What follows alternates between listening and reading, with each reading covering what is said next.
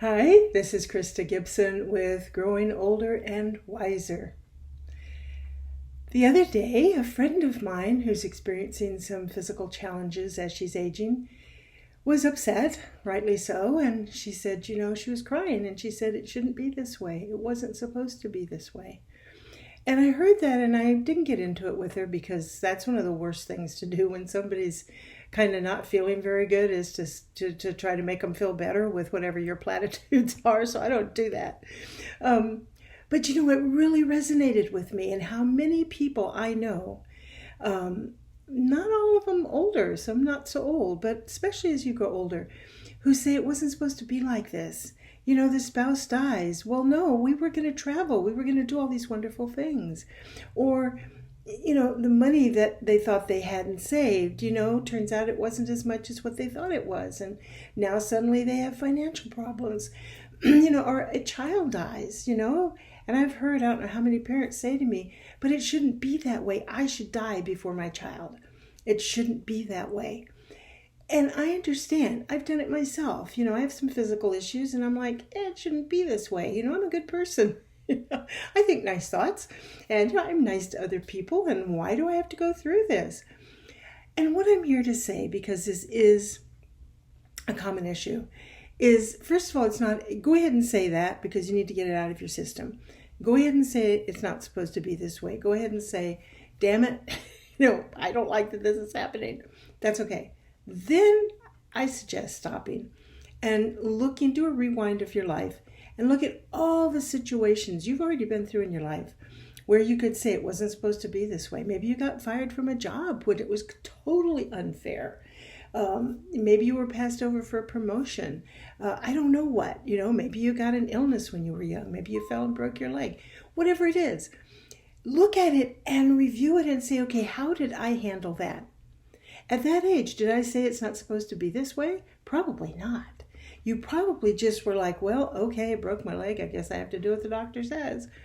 For some reason, as we get older, we have the expectation that we're not going to have difficulties. We're not going to have challenges.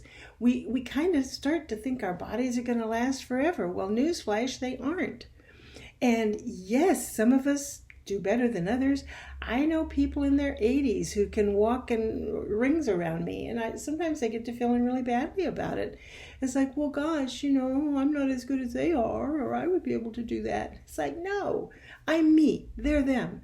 They have a different genetic makeup, they have a different lifestyle, all different things that they're who they are. And I have been around long enough to know that some of those very same people look at me and go, well, why aren't I like her? Why can't I write a book? And why can't I do this and that? So we're all that way one way or the other.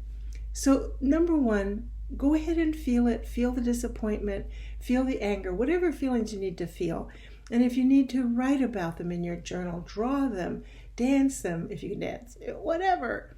But once you've done that, then sit there and go, okay, how have I handled disappointment in the past? How have I handled other things in my life that weren't supposed to be that way, but they were? How did I handle it? And I'll bet you can be your own best counselor and say, okay, well, I did this, I didn't do that, and I got through it this way, and I had friends that helped me. I leaned on this person. I went and talked to somebody.